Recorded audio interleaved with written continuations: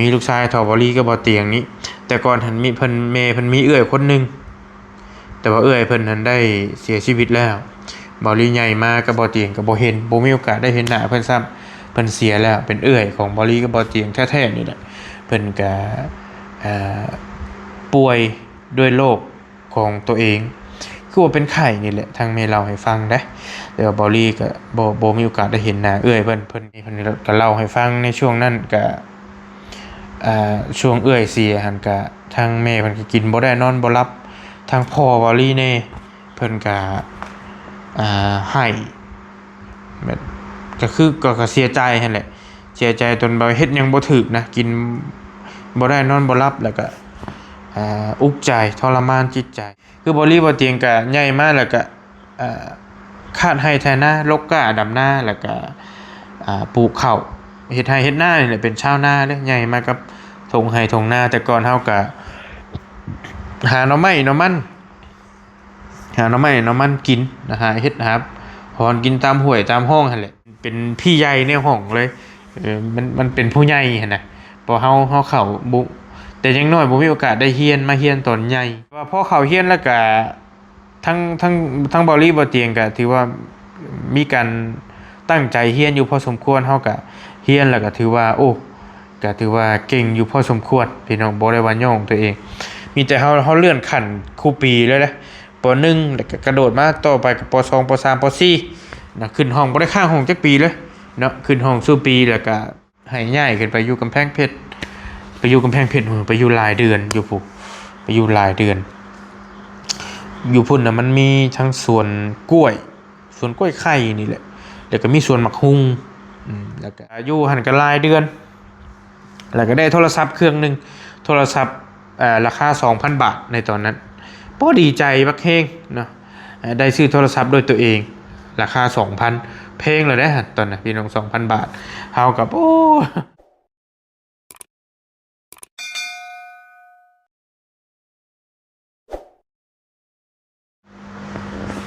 อ้าวมาพี่น้องมา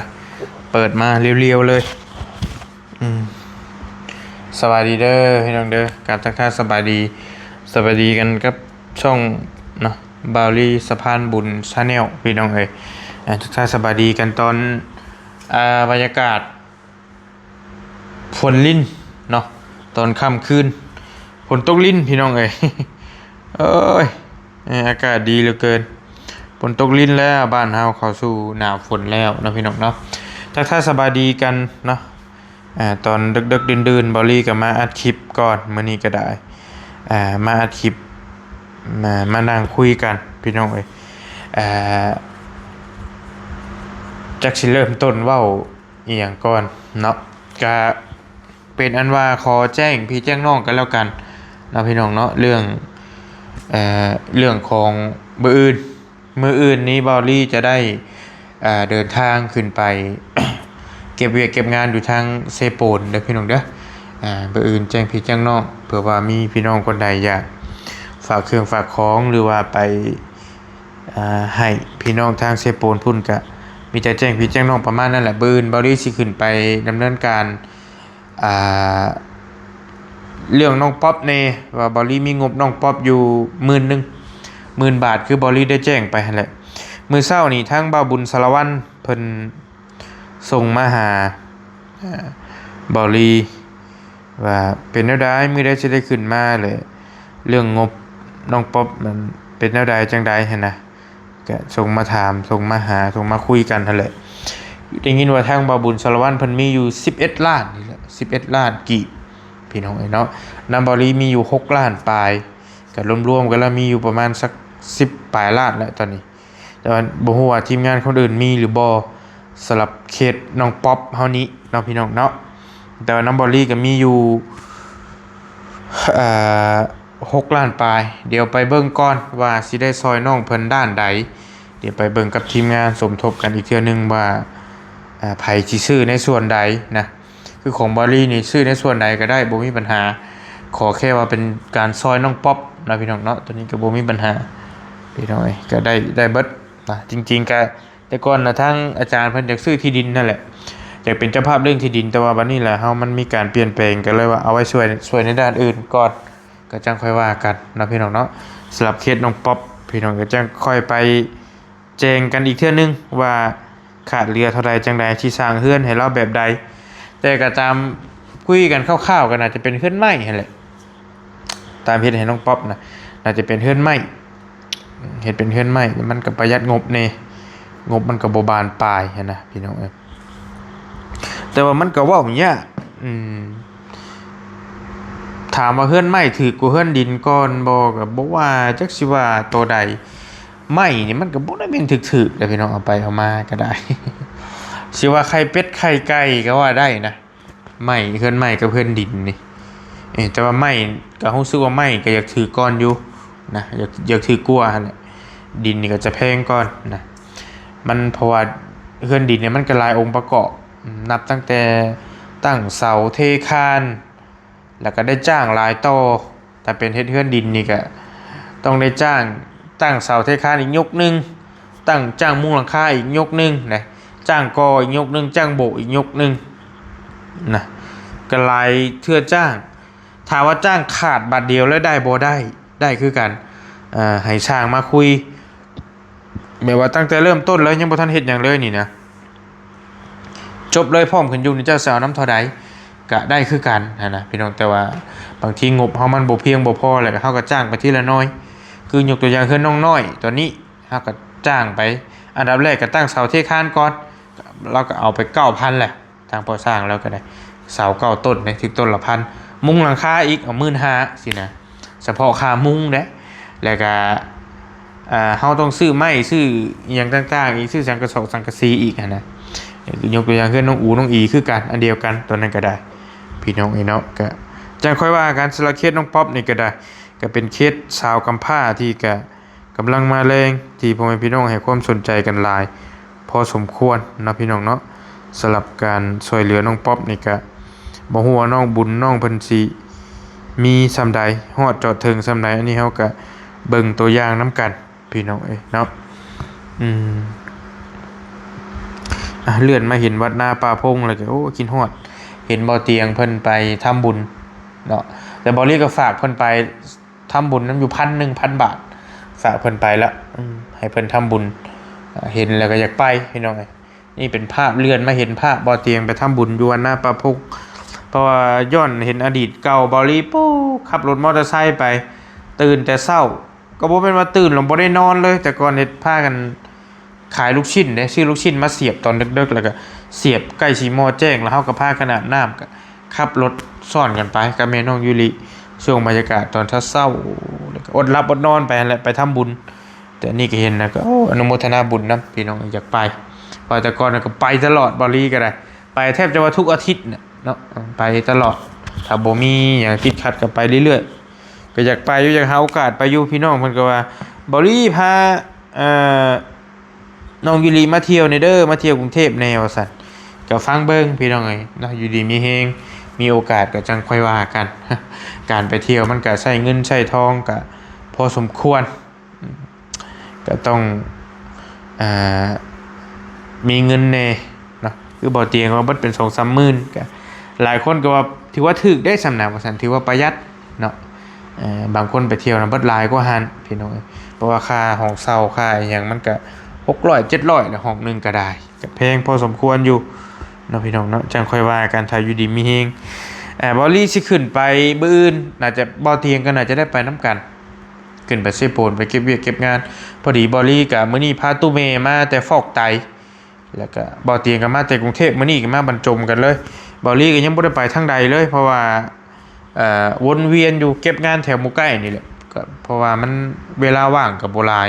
ว่างมื้อ2มื้อก็ต้องพาตู้เมไปอีกนะก็มันยังบ่ทันอยากไปไกลแต่ว่าโอเคบัดนี้แหละทางบ่อเตียงมาแล้วก็แม่นให้เปลี่ยนกับบ่อเตียงเพิ่นก็สิขึ้นไปพร้อมกันมื้ออื่นแต่บ่อเตียงเพิ่นสิลงอาจจะได้ลงมาก่อนแล้วพาตู้เมไปหั่นนะ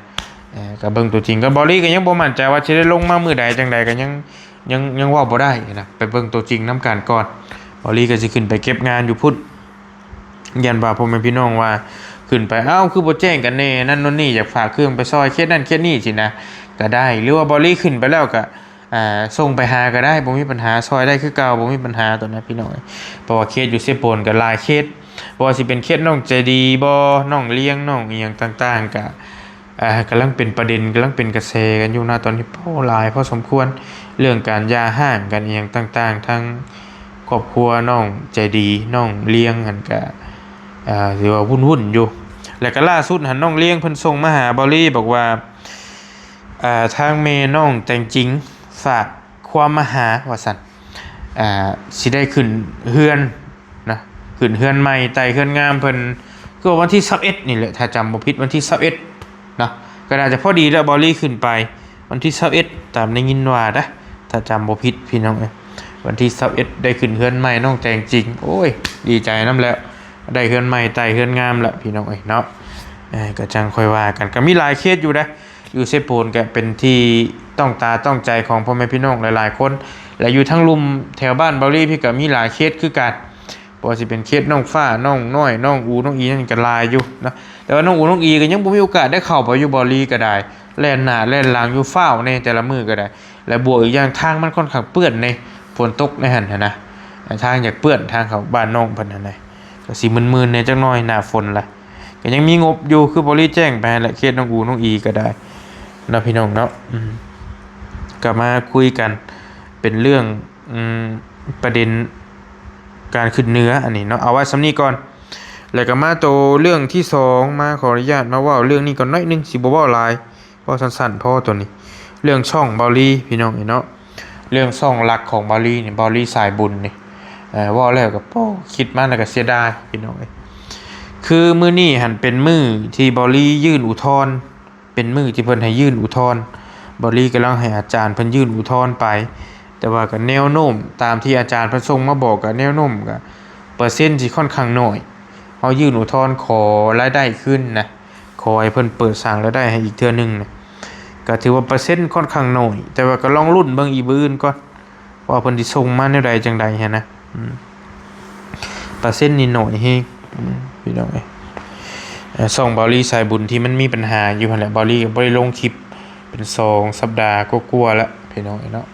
สิมอเดือนละจังหน่อยนี่วันที่28นี่ก็ฮอดเดือนที่มันถึกปิดนั่นน่ะก็ว่ามาแล้วก็โป้ตพี่น้องอุกใจเพราะว่าพี่น้องติดตามช่องนี้ก็หลายพอสมควรพี่น้อง300,000ปลายเป็นช่องหลักได้เบาลี่สร้างมา5ปีเต็มๆเนาะเพื่อสิพี่น้องสิฮู้จักหลายปานนี้หั่นนะแต่ก็อย่าละบ่เป็นหยังพี่น้องตัวนี้ก็มีแต่ช่องเบาลี่นี่กำลังหาทางแก้ไขอยู่เด้อพี่น้องเด้อยังแก้ไขบ่ได้สำหรับช่องหลักมีแต่เบาลี่ใช้ช่องตัวนี้แหละเป็นหลักช่องเบาลี่สะพานบุญ Channel กับช่องนี้ช่องนี้ก็ผ่านแล้วที่ได้คุยกับพี่น้องไปนี่ช่องนี้ช่องพ่อน้องยูริ Channel นี่ตัวนี้ก็ถือว่าผ่านแล้วตัวนี้ก็ได้เนาะมีที่มันมีรายได้นี่มันสิมีตัว S เขียวๆนี่พี่น้องเห็นบ่ตัว S เขียวๆนี่อันนี้คือรายได้มันขึ้นแล้วแต่ว่าช่องตัวนั้นน่ะรายได้มันหายแต่ว่าก็ยังหาทางแก้อยู่เด้อพี่น้องเด้อ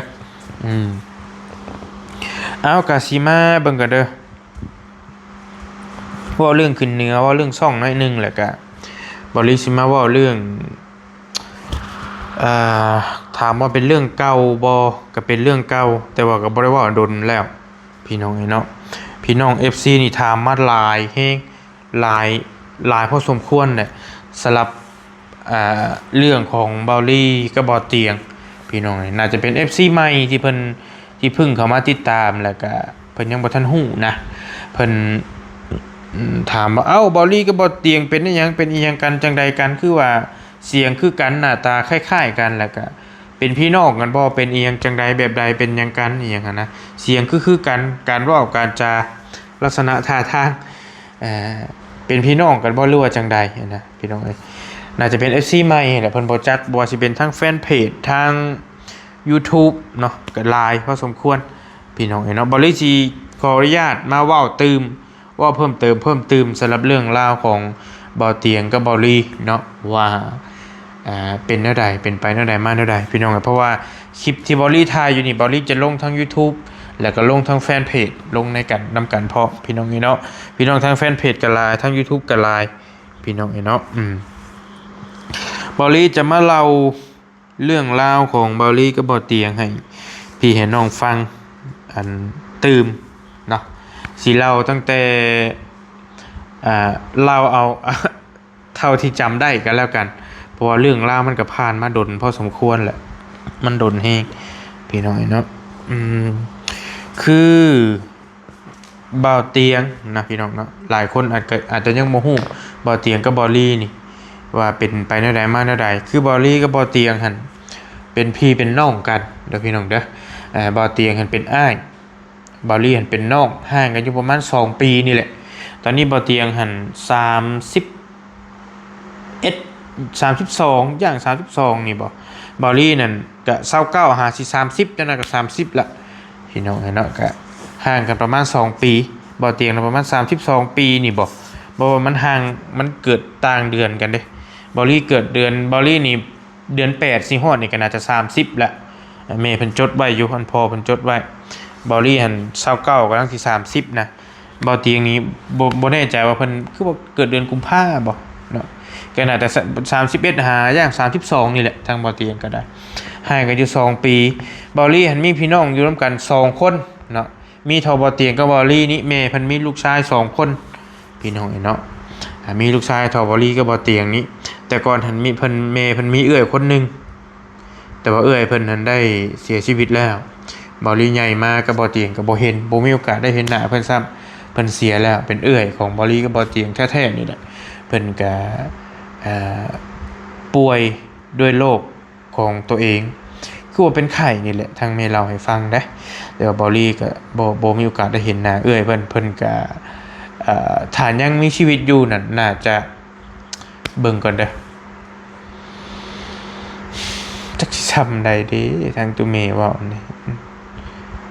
น่าจะใหญ่กว่าเมียลุงเฮิมอีกน่าจะเป็นเอื้อยเมียลุงเฮิมก็บ่มั่นใจแต่ว่าน่าจะได้ลูกได้หลานแล้วป่านนี้นะน่าจะได้ลูกเขยลูกไผ่แล้วถ้าเพิ่นยังมีชีวิตอยู่เป็นอ้ายเอื้อยของบอลลี่มี3คนประมาณนี้แหละทางเมเพิ่นก็แต่ว่าเมย์เพิ่นก็เล่าให้ฟังในช่วงนั้นก็ช่วงเอื้อยเสียหั่นก็ทางแม่เพิ่นก็กินบ่ได้นอนบ่หลับ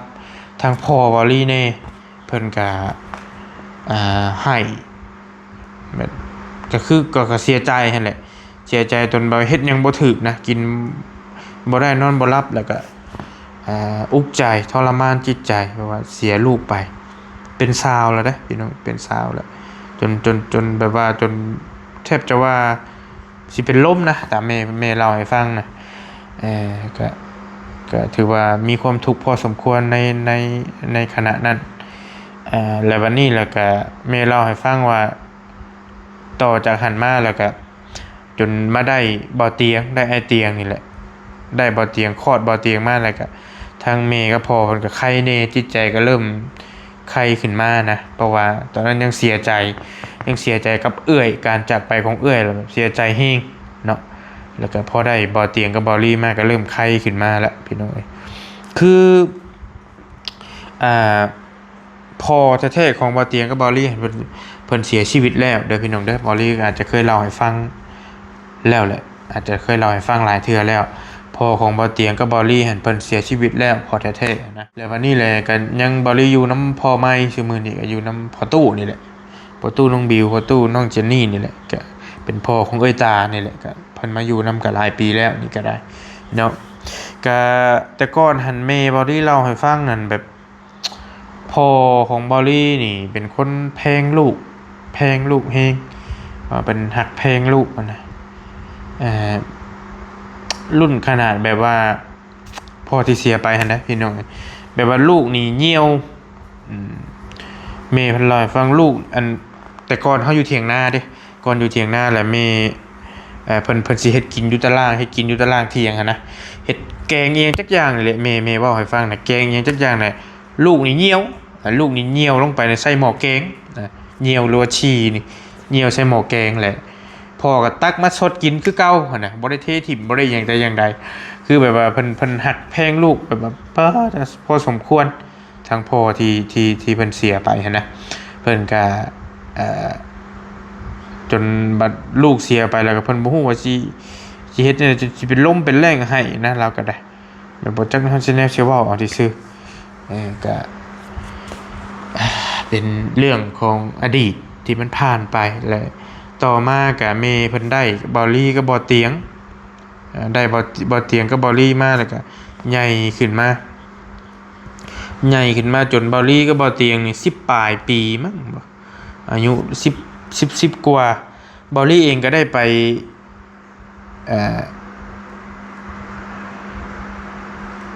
เห็นงานอยู่ไทยนักการศิลป์เรายาวไปทั้งยาวใหญ่มากกับเขาโรงเรียนโรงเรียนเฮ็ดไทยเฮ็ดหน้าแหละหน้าก็อยู่ใกล้ๆบ้านนี้พี่น้องแต่ก่อนมีหน้าอยู่ไกลแล้ววันนี้แหละแลกเปลี่ยนกันกับพี่น้องเพิ่นมีหน้าใกล้ก็เลยเปลี่ยนกันก็ให้เพิ่นอยู่หน้าไกลแบบนี้พูดอยู่พุ่นติดกันแล้วก็เพิ่นเปลี่ยนให้อยู่พี่คือบริบ่เตียงก็ใหญ่มากแล้วก็คาดให้แทนหน้าลกก้าดำหน้าแล้วก็ปลูกข้าวเฮ็ดไร่เฮ็ดนานี่แหละเป็นชาวนาเด้อใหญ่มากับทงไร่ทงนาแต่ก่อนเฮาก็หาหน่อไม้หน่อมันกินนะหาเฮ็ดนะครับหอนกินตามห้วยตามห้องหั่นแหละหาอยู่หากินตามธรรมชาติบ้านเฮาพี่น้องไอ้เนาะก็เข้าโรงเรียนบ่าวลีก็บ่เตียงก็ได้ในช่วงนั้นแต่ว่าเข้าใหญ่เลยได้รู้สึกว่าตัวเองเข้าโรงเรียนนี่ใหญ่พอสมควรแล้วจะว่าสิซ้ำน้องของน้องเทพนี่เป็นจักคนหนึงนะน้องยังน้องคนหนึงจนแบบว่าหมู่คู่หรือว่าคนในบ้านเนี่ยเพิ่นเว้าหยอกเว้าเล่นใส่หั่นนะเว้าหยอกว่าใหญ่เนี่ยยังบ่เข้าโรงเรียนอยู่นะแล้วก็พอเฮาเข้าแล้วก็เข้ามันต้องเริ่มเข้าแต่ป .1 บัดนี้พอเฮาเข้าแล้วเฮาใหญ่เด้ใหญ่เลยไปเข้าป .1 มันมีแต่เด็กน้อยบัดนี้อยู่ในป .1 หั่นนะเฮาก็แทบจะว่าเป็นพี่ใหญ่ในห้องเลยมันเป็นผู้ใหญ่หั่นน่ะพอเฮาเข้าบุแต่ยังน้อยบ่มีโอกาสได้เรียนตอนใหญ่จริงๆเฮาต้องเข้าแต่น้อยๆพี่แหละเข้าอนุบาลเข้าป .1 อีหยังก็ว่าไปแต่ว่าบ่เตียงกับบอดี้นี่จนแบบว่าหมู่จนขึ้นป .2 ป .3 ได้ก็มีนะเฮาแหละจังได้เข้าเรียนหั่นน่ะมันจักสิยังบอดี้ก็จำบ่ค่อยได้ตอนนั้นแต่แบบว่าได้เข้าเรียนช้าหั่นแหละว่าง่ายๆก็ได้นะมันก็หลายปีมาแล้ว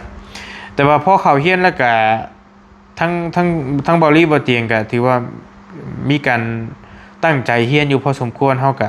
เรียนแล้วก็ถือว่าโอ้ก็ถือว่าเก่งอยู่พอสมควรพี่น้องบ่ได้ว่าย่องตัวเองมีแต่เฮาเลื่อนขั้นคู่ปีเลยนะป .1 แล้วก็กระโดดมาต่อไปกับป .2 ป .3 ป .4 นะขึ้นห้องบ่ได้ข้างห้องจักปีเลยเนาะขึ้นห้องสู่ปีแล้วก็จบป .4 ปึ้งมากำลังสิเข้าป .5 เลยมานี่แหละทางบอลี่กับบอเตียงก็ตัดสินใจพากันออกจำบ่ได้ว่าบอเตียงออกก่อนหรือบอลี่ออกก่อนออกจากโรงเรียนหั่นนะออกย้อนว่าครอบครัวฐานะเฮามันก็ขัดสนยากจนแน่นี่แหละแม้แต่รถจักรยานคันหนึ่งสิขี่ไปโรงเรียนยังบ่มีเลยพี่น้องในตอนนั้นครับตอนที่พ่อยังอยู่ก็ยังดีที่ว่าได้นาใกล้บ้านพ่อก็พากันย่างเข้าโรงเรียนแล้วก็พากันออกมาซอยพ่อแม่เฮ็ดไร่เฮ็ดนาแล้วก็บ่ดนแล้วก็ตัดสินใจพากันไปเฮ็ดเวียกอยู่ไทยพากันไปเฮ็ดเวียกอยู่ไทยโหไปบ่เตียงไปก่อนแล้วก็บอลี่จังได้ไปบอลี่รู้สึกว่าตอนแรกๆหันไปก็พ่อกับแม่พร้อมได้พ่อแม่เพิ่นก็ไปนํกันพ่อกับแม่แท้ๆบอลี่ไปเฮ็ดงานสวนแต่ก่อนหันไปอยู่คลอง9ปทุมธานีบ่แล้วก็ย้ายไปอยู่กำแพงเพชรก็ไปเฮ็ดสวนกล้วยว่าอยู่กำแพงเพชรก็อยู่ปทุมธานีหันอยู่สวนปาล์มนี่แหละเพิ่นเป็นเป็นเจ้าของเดียวกันเพิ่นมีสวนอยู่2ที่เฮาไปเฮ็ดงานแรกๆก็ได้เงินเดือนมื้อละ100 บาทนี่แหละข้าวน้ำซื้อกินเองแต่ว่านอนอยู่สวนเพิ่นแล้วก็ใส่ขี้ไก่เอาขี้ไก่มาใส่ต้นปาล์มนี่แหละถ้าจำบ่ผิดนะแล้วก็พันกอไม้ไผ่ตากแดดพ่อนึกมันก็กระบาดตัวเองแล้วก็กระบะพ่อแม่แบบเฮาดิ้นรนไปบ่มีเงินได้พี่น้องไปหาเงินไปนำกันกับเพิ่นนั่นแหละก็อยู่หั่นอยู่คลอง9บ่อยู่ปทุมธานีคือว่าหนองหมูอีหยังจักอย่างนี่แหละแล้วอยู่หั่นก็ประมาณได้บ่เดือนนึง แล้วก็เพิ่นให้ย้ายขึ้นไปอยู่กำแพงเพชรไปอยู่กำแพงเพชรไปอยู่หลายเดือนอยู่พุไปอยู่หลายเดือนอยู่พุ่นน่ะมันมีทั้งสวนกล้วยสวนกล้วยไข่นี่แหละแล้วก็มีสวนหมักฮุ่งแล้วก็มีสวนส้มนำนี่สวนส้มเก่าบ่เพิ่นลื้อออกบอลลี่ก็ขึ้นไปก็เฮ็ดหลายอย่างตั้งใจเก็บเงินได้ขึ้นไปพุ่นเพิ่นก็เฒ่าแก่เพิ่นก็เริ่มขึ้นเงินเดือนให้มื้อละ100แต่ก่อน100ขึ้นมาขยับมา110บาทต่อมาเป็น120บาทก็บอลลี่เองก็เฮ็ดแผนกขับเรือรถน้ำขับเรือรถน้ำอันน่ะรถน้ำต้นกล้วยนี่แหละรับไปน้ำก็มีถ่ำเรือต่ำพังแล้วก็ถอยมาแล้วก็ม่วนอยู่ได้พี่น้องเฮ็ดงานตอนนั้นก็ได้ครับเรือรถน้ำแล้วก็ฉีดยาน้ำเนี่ยฉีดยากกกล้วยกกอย่างนี้เขาก็ฉีดไปน้ำก็ถือว่าเฮ็ดงานหนักอยู่พอสมควรในตอนนั้นก็บอลลี่เองก็ด้วยความที่เขาเป็นคนขยันแล้วก็มีอย่างเขาก็เด็ดไปขายมันมีแบบพริกอยู่ตามสวนเพิ่นก็เฒ่าแก่เพิ่นก็บ่ได้ห้ามบอลลี่ก็เด็ดมาพริกมาแล้วก็มาใส่ถุงเทเล็กชนวนแล้วก็ปั่นจักรยานไปขายในหมู่บ้านก็ไปเลาะขายเจ้าขายก็มีคนซื้อซอยได้เทื่อละ10-20 บาทนี่ก็ไปได้พี่น้องก็ถ้าบ่เล่ามาก็จำบ่ได้เล่ามาได้นึกได้แบบเฮามีหยังเฮาก็เก็บไปขายนะแบบว่าเฒ่าแก่เพิ่นก็บ่ได้ให้มันเป็นส่วนของพริกเก่านี่มันเกิดตามหันแล้วก็เฮาก็เก็บไปขายแล้วก็ปั่นจักรยานขายซื้อพริกไหมครับซื้อพริกไหมก็เก็บออมรอมริบด้วยความที่เป็นคนเก็บเงินเนี่ยเป็นคนที่ถามว่าเหนียวบ่ก็บ่เชิงว่าเหนียวแต่ว่าก็เป็นคนเก็บเงินได้อยู่บ่ลีครับแล้วก็อยู่หันก็รายเดือนแล้วก็ได้โทรศัพท์เครื่องนึงโทรศัพท์ราคา 2,000 บาทในตอนนั้นบ่ดีใจบักเฮงเนาะได้ซื้อโทรศัพท์ด้วยตัวเองราคา 2,000 เพลงเลยได้ตอนนั้นพี่น้อง 2,000 บาทเฮากับโอ้ดีใจแล้วก็ต่อมาบ่ดนก็ได้มากลับมาบ้านก็อยู่หลายเดือนพอสมควรอยู่หั่นก็ได้ตอนสิกลับมานั่นก็เฒ่าแก่เพิ่นก็เพิ่นขึ้นเงินให้135 บาทนี่แหละมื้อสิมาพี่น้องแต่ก่อนหั่นบ่เตียงไปอยู่ก่อนอยู่กำแพงเพชรน่ะไปก่อนไปเป็นตอนเป็นวัยรุ่นบ่เตียงไปคนเดียวมันมีพี่น้องไปแล้วบ่เตียงไปอยู่นํในช่วงนั้นก็บ่เตียงก็ไปอยู่กำแพงเพชรบ่เตียงก็อยู่หลายเดือนนะพี่น้องไปหั่นก็แล้วก็ต่อมาก็ไปแล้วก็มาแล้วไปอีกแล้ววันนี้แหละบ่เตียงก็ไปอยู่สมุทรปราการนี่แหละไปส่งน้ำแข็งบ่แล้วก็ไปหลายที่บอลลี่เองก็มาแล้วไปโป้แทบจะว่าจำบ่ได้ว่าไปไสนี่ไปหลายที่แฮงบ่เตียงก็ไปอยู่สมุทรปราการปากน้ำไปอยู่ไปส่งน้ำแข็งตอนนั้นก็โอ้หลายที่บอลลี่เองก็พอเฮามาอยู่แล้วก็กลับมาแล้วก็บอลลี่ไปอยู่เข้ากรุงเทพใหม่ๆรู้สึกว่าไปอยู่ปากเกร็ดบ่ไปอยู่น้ำพี่น้องแม่นแหละไปอยู่ปากเกร็ดอยู่ข้างๆเส้นทางปากเกร็ดไปอยู่เส้นทางปากเกร็ดไปอยู่ห้านลาบแล้วก็เข้าไปรู้สึกว่าได้เงินมื้อละ150 บาทบ่เพิ่นให้เข้าไปแรกๆได้พี่น้องเนาะอยู่ปากเกร็ดนี่รู้สึกว่าเป็นจังหวัดนนทบุรีบ่ไปอยู่หั่นก็พูดเป็นปีพุ่นบ่ไปแล้วก็กลับอีกได้อยู่หั่นก็ได้พี่น้องแต่บ่ฮู้ว่าเดี๋ยวนี้ร้านเพิ่นยังบ่ร้านเจเพิ่นกับเฮียเพิ่นก็โอเคนิสัยดีอยู่เพิ่นก็เจกับเฮียเพิ่นก็บอลี่ก็ไปอยู่หั่นแล้วก็ต่อมาก็โอ้ไปหลายที่น่ะไปอยู่บางนาบอลี่ก็ไปอยู่เซ็นทรัลเวิลด์ก็ไปโอ้อยู่หลายที่แฮง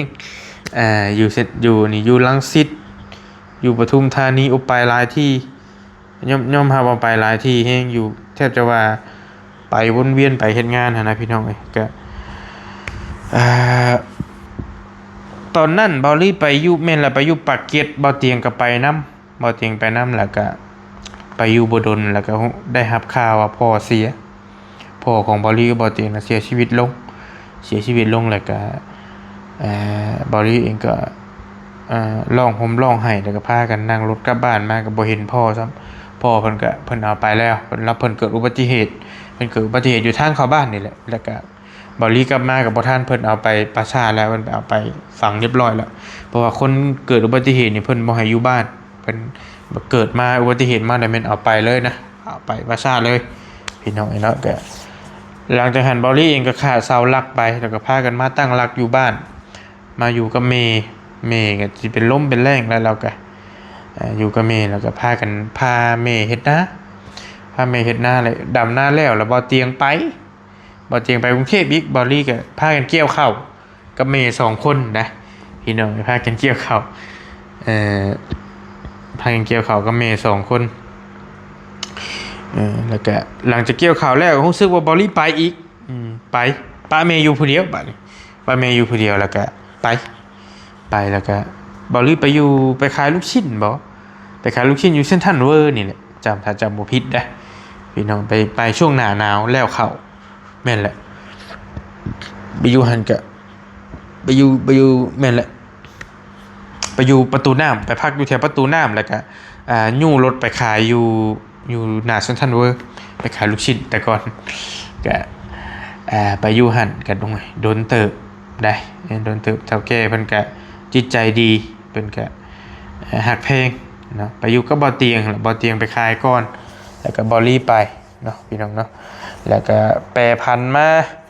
แล้วก็มาอยู่ล่าสุดรู้สึกมาอยู่รังสิตนี่แหละมาอยู่รังสิตแล้วก็บอลลี่ก็ได้จังได้มากลับมาบ้านให้ YouTube เนาะอันนี้เราแบบคร่าวๆไว้รัดตัดตอนมาหน่อยนึงพี่น้องแล้วก็บ่อเตียงมาช่วงโควิดได้มาพร้อมกับบ่อเตียงแล้วบ่อเตียงอยู่บ้านเลยบ่อเตียงบ่ได้ไปบอลลี่กลับไปแล้วจังเป็นเหตุให้บ่อเตียงได้เริ่มเฮ็ด YouTube แล้วก็เป็นที่รู้จักของพี่น้องจนทอดชั่วมือนี้แล้วก็บอลลี่ตอนนั้นยังอยู่ไทยอยู่แล้วก็บอลลี่อยู่ไทยบ่เตียงเฮ็ดเป็นปี2ปีบ่บอลลี่จังได้กลับมาจังได้มาเฮ็ดนำนะบ่เตียงบ่ยาวบ่อันนี้เพิ่นบ่จันเพิ่นเริ่มเฮ็ดก่อนแล้วเพิ่นเฮ็ดเป็นปีๆแล้วบอลลี่จังได้กลับมาเฮ็ดนำหั่นนะพี่น้องแล้วก็ได้มาช่วยเหลือสังคมเฮาจนเท่าชั่วมือนี้คือบอลลี่เองก็3-4 ปีแล้วบ่นี่ตั้งแต่เฮ็ด YouTube มานี่ได้คันสิรวมแต่อยู่ไทยก็เพราะว่าตั้งช่องแต่อยู่ไทยถ่ายคลิปแต่อยู่ไทยพุ่นก็เป็น 4-5 ปีละพี่น้องเนาะอยู่ไทยก็ถ่ายไปกับลูกกับเมียกินข้าวอยู่ห้องแล้วก็ถ่ายบรรยากาศไปใช้วัดไปใช้บาตรอยู่วัดนี่ขออภัยแล้วก็เห็นคนตามถนนคนทางก็เอาข้าวต้มขนมให้นี่นะก็หลายพอสมควรอยู่พุ่นก็แล้วกลับมาบ้านแล้วก็บริก็ได้เดินหน้าช่วยเหลือสังคมต่อเลยจนเท่าคู่มือนี้พี่น้องเนาะก็ประมาณนี้แหละเรื่องราวของบอลลี่กับบ่อเตียงก็เป็น2ไอ้น้องกับพ่อตายปะตอนอายุประมาณ10ปลายปีนี่แหละพ่อเพิ่นก็ไปโดยบ่ได้จากลาเลยนะบอลลี่เองก็บ่ได้เห็นบ่อเตียงก็บ่ได้เห็นหน้าเพิ่นแต่พ่อเพิ่นนั่นเบิ่งบอลลี่กันแล้วพ่อเพิ่นคือบอลลี่นี่คือพ่อพี่น้องเพิ่นสิคนอ้วนๆคือบอลลี่นี่แหละนี่แหละมาหลายคนว่าบอลลี่คือไผบอลลี่ก็เป็นคนคือพ่อรูปร่างเนี่ยคือพ่อนั่นแหละพี่น้องเนาะก็ประมาณนี้พี่น้องยันพี่น้องหลายคนยังบ่ค่อยรู้จักว่าเรื่องราวเป็นไปได้ใดมาได้จริงๆบอลลี่เล่าให้ฟังหลายเทื่อแล้วแหละแต่ว่าก็บ่ได้เล่าแต่ดนแล้วมีโอกาสก็เลยมาเล่าให้พี่น้องฟังก่อนเนาะบอลเตียงกับบอลลี่หันเป็นพี่เป็นน้องกันมีอยู่2ไอ้น้องนี่แหละพี่น้องบอลลี่ก็มีลูกสาวผู้นึงบอลเตียงก็มีลูกสาว2คนและบอลเตียงเป็นคนอยู่น้ำเมแล้วก็บอลลี่แยกเฮือนออกมาอยู่เฮือนที่บอลลี่อยู่ปัจจุบันนี่นะบอลลี่เริ่มเฮ็ดตั้งแต่บอลลี่ยังบ่ทันได้เฮ็ด YouTube เนาะมาเฮ็ด YouTube น่ะเฮือนแล้วเฮือนบอลลี่แล้วอันนี้นี่เฮือนเฮ็ดเฮ็ดก่อน YouTube พี่น้องก่อนเฮ็ด YouTube เงินบอลลี่เก็บกำมาตั้งแต่หลายฝ่าหลายปีเทื่อเล็กเทื่อน้อยฝากมาให้พ่อเฮ็ดให้เนาะก็เก็บเงินได้เทื่อ 10,000 20,000 30,000ก็ฝากมาแม่ก็ซื้อดินบล็อกดินจี้มาซื้อเหล็กซื้อเสามาเฮ็ดให้มาตั้งให้พ่อปัจจุบันเนี่ยเพิ่นเป็นช่างเด้เพิ่นก็บอลลี่ก็บ่ได้จ้างมีแต่เพิ่นจ้างลูกหลานมาจับไม้จับตอกซอยแล้วก็เอาจ้างมือบ่แพงมือละ100 200เพิ่นมาเฮ็ดนะแล้วก็แต่ก่อนหันค่าพัสดุมันถูกพี่น้องเหล็กลาเป็นดินบล็อกจังจี้นี่มันถูก มันบ่แพงคือปัจจุบันนี้เป็นเครื่องก่อสร้างอหย่างต่างๆหั้นนะมันบ่ได้แพงคือผู้มื้อนี่แหละพี่น้องเอ้ยตะกี้ถูกก็เลยเฮ็ดให้อ่าเฮือนบ่ลี่ก็จำบ่ได้ว่าเบิดงบไปเท่าใดเฮือนที่อยู่นี่ก็มันเฮ็ดเทื่อเล็กเทื่อน้อยหันนะพี่น้องเอ้ยก็บ่แพงปานใดเนาะเพราะว่าบ่ได้จ้างสร้างนำแน่ประเด็นนั่นนะพี่น้องเอ้ยก็เฮ็ดไปเทื่อเล็กเทื่อน้อยไปก็มีไอ้เตียงซอยนำแน่พวกเพดานนี่รู้สึกว่าไอ้เตียงเฮ็ดให้ถ้าจำบ่ผิดมันก็หลายปีเลยไอ้เตียงเพิ่นก็ซอยเพิ่นก็อ่าซอยดอกพื้นดอกไฟนำแน่นะเพิ่นเฮ็ดให้ทางไอ้เตียงเพิ่นก็แต่ว่าเฮือนนี่บ่รีเริ่มเฮ็ดตั้งแต่บ่ทันได้เอาเมียมาน่ะเฮ็ดเฮือนสิแล้วเนาะพี่น้องเนาะก็ประมาณนี้แหละเรื่องราวพี่น้องเอ้ยก็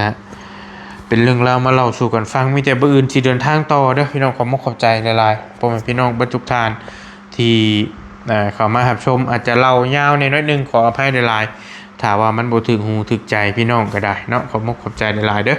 พี่น้องเด้อบ่รีบขอตัวเดินทางก่อนบ่อื่นเจอกันอยู่เมืองเซโปนมีหยังก็จังค่อยว่ากันอยู่พุทธสบายดีร่ำรวยบ๊ายบายพี่น้อง